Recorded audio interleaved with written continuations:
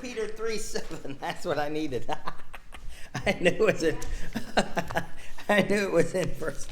I knew it was in Peter. I didn't know it was first or second, and I didn't have time to read it all. But thank you, Grandma. You bailed me out yet again. You're welcome. I'll help for Christmas. Yes, ma'am. All right. This morning in Sunday school class, we're going to continue. We started in 1 Peter 3, verse 7. Likewise, ye husbands, dwell with them according to knowledge, giving honor unto the wife as unto the weaker vessel, as being heirs together the grace of life, and your prayers, that your prayers be not hindered.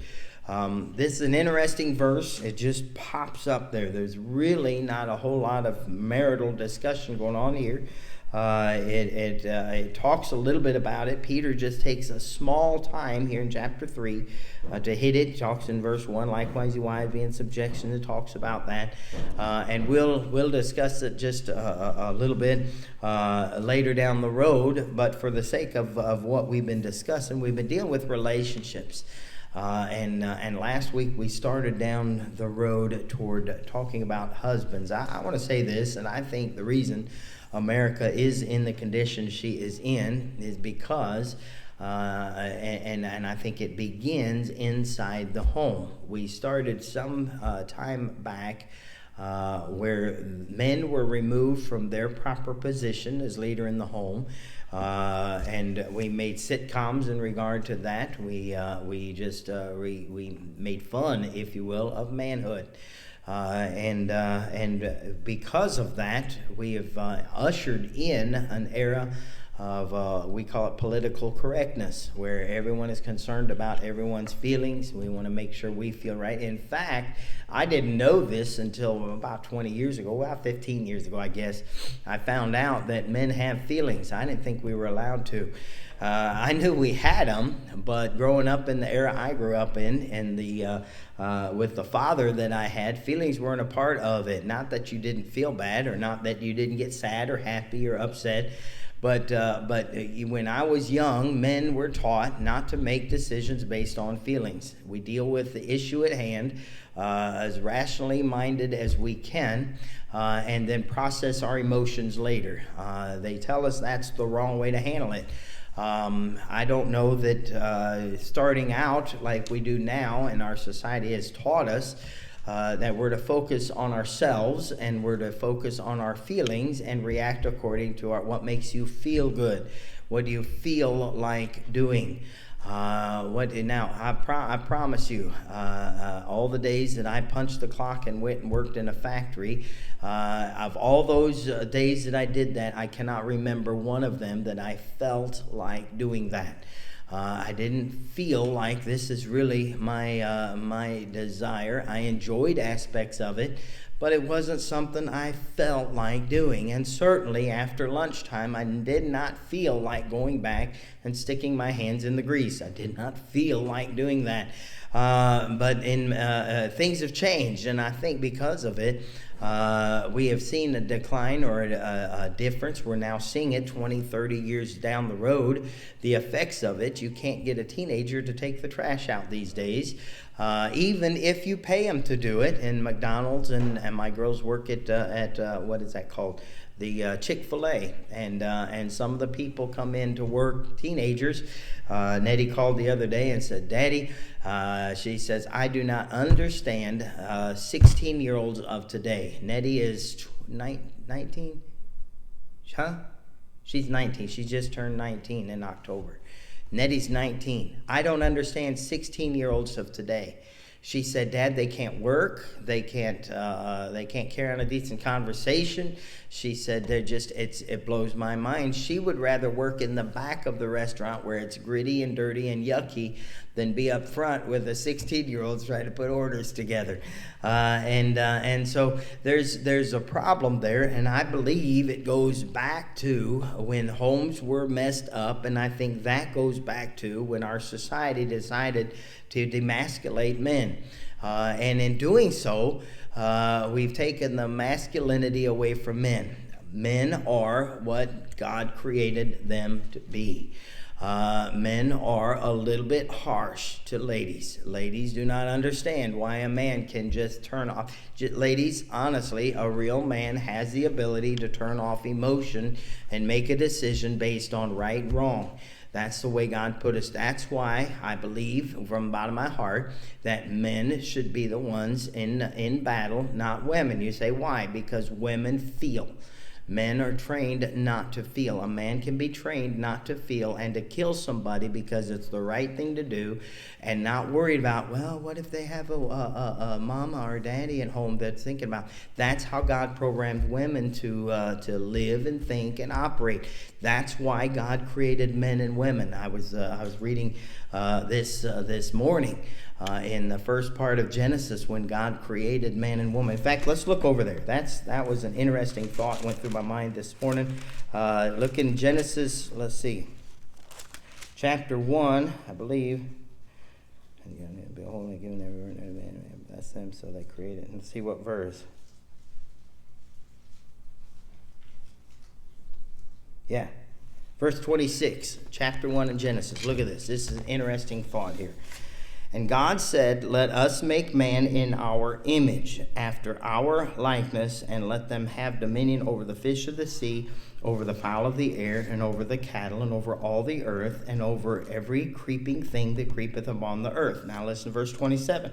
So God created man in his own image. In the image of God created he him, male and female created he them. Interesting thought. Male and female created he them. He said, let us make man in our image. In other words, God said, I'm going to make my image on earth. What does the Bible teach us when a man and woman, they become what? One flesh. Why would God do it this way? I believe God did it this way because one entity, one human entity could not have is not able to combine all the ingredients of God. Therefore, God put a man and a woman together to get the one. Therefore, by saying that, I'm saying that God, in order to get the complete picture of God that we're supposed to be in his image, we need to have a male and a female together. He said that together they make up God in his image. What are you saying, Brother Dusty? I'm saying that we work best together. I believe that God ordained that way back in creation. He wants a man and a woman together. That's why in a relationship setting, husband and wife relationship, when Junior comes along, woman being the nurturer, nurtures the child. Man being the provider, provides for the child.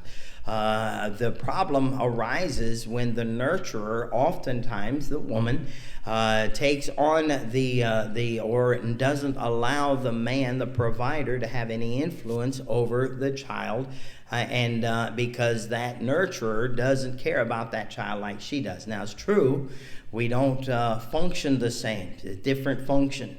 There were times that I'd come home, my teenage boy had upset his mother. His mother had disciplined him to the best of her ability, and nothing was changing. And she would, when I would come home, she would say, you need to deal with, and it's always this way, your son. It always was my son when he was acting out.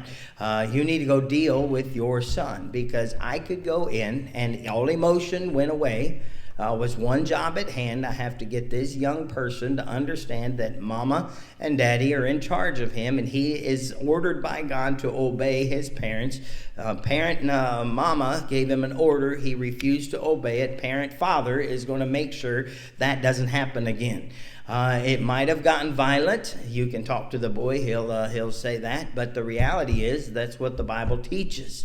The Bible teaches that punishment must be meted out, and I've said this before: discipline without or punishment without education is abuse. But punishment with education is discipline, and that's what we're after. We want the child to understand this was where I messed up. This is what the punishment is for. My best option is never to do this so that I never have to be punished like this again. And a man can divide that in his mind and react. The problem with that, God created us as such that we tend to be, we hit it last week a little bit, we tend to be one track minded. I said last week the best thing that women could do in their honey-do list is throw them out. Throw it out and write honey-do list and put number 1. Never put number 2. If you put number 2, number 1 will never be accomplished. I wish women would grasp this unless you nag him to where he does it. The best way to avoid nagging him is have a honey-do list. Have yours be 25 pages long. It's fine. Put it under your in your hiding spot. Make your husband's honey-do list and put number 1 and put whatever's most pressing on you. Leave it there. Tell him, there's your honey-do list. He will look at that and say, wow, only 1? Puh, I can do that. Now, let him go do it. Give him time. In time, he'll do it. It'll drive him nuts having that one thing not done. He'll go do it. Then when he's done with that, and he'll brag on it, and you brag on him, get him a soda pop, do something special for him. And then say, okay, you did that one so good, let's try it again. Right? Honey-do list and put number 1 and just the next pressing object. I promise you, you'll get more done that way than you will putting 25 things on a piece of paper and say, honey, you better get this done or I'm going to nag you until you die. And that seems to be our approach too often. The reality is that God wants us to work together. And so part of working together is we have to understand each other. So I'm trying to give you a little pointers at how to understand. Now, this lesson this morning, there in verse 7, is that right? Yep. The first thing we discussed last week, husbands, we talked about husbands, the fact that husbands are it's a commitment.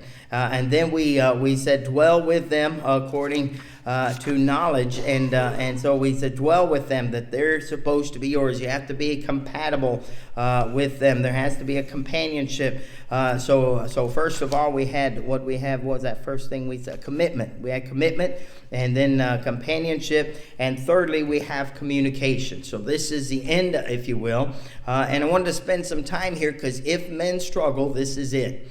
This is our struggle. Because we are engineered the way that we are, it's easy for us to disappear. It's easy for us to just go program. It's best. I've told my wife this. I'm a rut guy. You give me a rut to live in and leave me alone. I do not like vacation days. I do not like days off. I do not like Christmas holidays. I know I love all the festivities and the frivolity. It's fine. Just don't mess with my world. Don't schedule extra things. I don't want to do that because I want to do the things that I always do. I hate to get out. Worst thing in the world is the worst day in the world for anyone is the day after vacation, is it not? The day after vacation, you've had 2 weeks off or week off, whatever. You've been away from work. You go back that first day, you're miserable that whole day. I wish to eliminate that in my life so I won't have a first day back from vacation because I won't take a vacation. That's the way my brain operates. You say that's not true. Ask my wife. It's very true.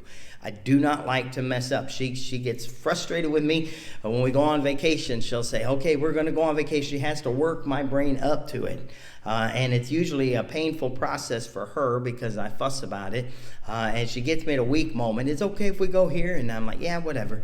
And when I'm busy, and then lo and behold, it's scheduled and I'm stuck. And then I'm trapped in it. So we have to understand what we're working with. And so this thing of communication is one of those things we men have to really program ourselves. We have to work at it. Women generally don't. Now, that's not saying they don't. Usually usually the communication problem happens in a marriage. The man quits communicating because we're not really good communicators. We don't say the whole picture. You ask us, does this dress make me look bad? Yeah, it makes you look bad. We're just answering yeah because the football game's on. We don't know what we're answering yeah to, and we find out we're in trouble after that yeah.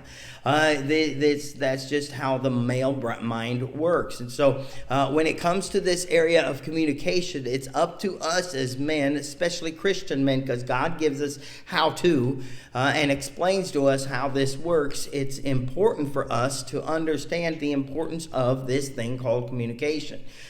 Easy for us to get up, punch the time clock, go to work, do our thing, come home, and do whatever has to be done at the house, crash for the day, get up, same thing. We're good with that. Women tend to be different, and they're programmed differently. So I put some things down here in this, and I'm just going to read through a lot of this. I'll take a little bit of time out to comment, but I don't think a whole lot. So we should be able to get through this. Communication. That statement there, according to knowledge, there in that verse, I think referring to communication. The word knowledge means understanding. This is an effort on the part of the man. And I'm just going to be honest with ladies. When men date, we are after something. We're that kind of creature. We're after something. When we get that something, the commitment is made. I do. We're married. If men aren't careful, men will say, I told her I loved her. We met at the altar. I went through all this pomp and circumstance for her. Put on a bow tie. Put on that cummerbund. Look pretty for a minute. So she knows I love her. I got to get to work. I got to pay for this thing. And that's how it goes. But we have to find a way to try to understand them. When we were dating, we worked at it. When we weren't dating, usually we quit working at trying to understand them. Just for the record, men, women change about the same amount that the weather in Tennessee changes. It comes and goes. Good days, bad days, cold days, hot days, windy days, calm days. Ladies, I'm not saying anything bad. I'm trying to help the men. Don't get agitated at me. I'm not trying to be ugly. But women do change. If men don't stay engaged with their women, they will lose sight of that, and they will be in trouble later on. I put letter A, marriage requires a sensitivity, something men struggle with. The only thing we're worried about is we want the sensitivity conditioner for our skin when we shave. That's why some of us quit shaving, because it hurts to do it. But marriage requires sensitivities. Number one, men, be in tune with her feelings. Be in tune with her feelings. Ladies, if you're with a guy and he's not in tune with your feelings, please do me a favor. He wants you to tell him. I know you don't think he does, but he wants you to. He wants to know where you stand on things. Tell him. Now, most of you don't have a problem talking. Sometimes you have a problem. I want him to know what I'm thinking. He will never know what you're thinking unless you tell him. And if you tell him when you're mad, neither one of you are listening. So calm down and talk to them when they're not mad and say, listen, I really like it when you do this. I'm really not keen on it when you do this. Talk to him like that. You say, well, it's like raising a child. Have you not figured anything out yet? There's a little bit of that involved at all men. We have a hard time growing up. Our toys get bigger. We still play with toys. But be in tune with our feelings. Letter A, we need to be able to know our wife's feelings and respond to them accordingly. Letter B, don't ignore, belittle, or get angry at your wife's feelings. Men, we have to work at this. My wife she said, that really bothered me. And I'm like, well, get over it. And then I have to back up and say, well, wait a minute. Maybe I should have said, get over it. She's put together with emotions and feelings in response to those, a whole lot more so than we do. And we need that part of life or we're lost. I believe if without that part, a man's alone, and I don't think he's the full depiction of God's image. Number 2, know her desires. Desires, letter A, concerning herself. Desires, letter B, concerning your family. Number 3, understand her moods. And some days she'll be, I put down some days she'll be in need of extra tenderness. Some days she'll need you to give her some relief. Let me just say this. If you have kids involved or just the stresses of life, women need a timeout. Get them, take them to a date. I know you don't want to. You can eat at the house. You paid for the food at the house. Why go pay someone else to fix the food that you paid for at the house? That's but the women need that one-on-one personal time. Letter C, some days she'll feel lonely and need a little extra time. I know Brother George Erdell tells the first, I think, 3 or 4 weeks that he was married to Miss Marilyn, she cried every day. He said, I'd never seen a person cry that much. He says, I kept asking her, don't you like me? And she'd say, I love you. And she would just cry. Her life had changed. She didn't know how to react to it. That's how she reacted. And then letter D, some days she'll feel unlovely and she needs to be spoiled. This is extra good that sometimes we men need to take time to give them $100. They go down to spoil yourself. Get you one of those pedicures and manicures. Now, in our day and age, it's acceptable these days to go down and get you men to get a pedicure and a manicure. Go right ahead. I'm not going. You can do it if you want. I'm not going to do it. If my hands start getting soft, I go get sandpaper and rub my hands on them. I don't want soft hands. I don't want massage. I don't want nothing massage. Don't rub nothing on me. Leave me alone. I like feeling all gristly. It's okay. But women need that. You got to understand her needs. Letter B, sensitivity grows out of communication. I referenced that earlier. Number 1, communication is more than just talking. It's looking, listening, and learning. Looking, listening, and learning. I'm focusing a lot on the men, but women, you could learn a lot from this to use this to help your man. I promise you could. Men are blind and deaf when it comes to understanding a woman's needs and desires. And then I put down number 2, every part of the human body communicates. The eyes, A, the little B, the body, and letter C, the tone of the voice. All of those you should learn and pay attention to. Texting is hard to see that, so you got to be careful. Sometimes you get in trouble, but we need to respond to those and pay attention to those as men. If we would just open our eyes and listen to what our wives are saying to us and to others, we would learn how to respond to their emotions and meet their needs. And I think that will help, goes without explanation. Number 4, Roman numeral 4, consideration, giving honor. Giving honor. We need to give honor, respect her as a woman. The Bible refers to her as a weaker vessel. I put this note on here. Femininity is not a biological accident, but the beautiful design of God. Let her be a female. Girls, be that. Do your makeup. Do all that primping. Don't expect me to do it. You can do it. It's fine. I probably won't. 3 ways to be considerate of your wife's womanhood. Number 1, pamper her. By doing so, you let her know that you want her to dress and smell like a woman. And then number 2, protect her. Protect her physically and protect her emotionally. And then number 3, praise her. Women need to be encouraged in the job that they're doing. I'm telling you, there's a thankless job, the job of a wife. It really is, especially when she becomes a mother, dealing with their dirty diapers, dealing with all the messes that we often don't see as men. We need to say, you're the greatest wife in the world, you're the greatest mother in the world, and remind her. And then let her be, respect her as a Christian woman, where the Bible refers to as heirs. We talked about this earlier. Men and women are equals in spiritual privileges and eternal importance. Letter A, her prayers can be as effective as yours. In fact, I found in our relationship, her prayers are much more effective than mine, and I say that boldly without being shy at all.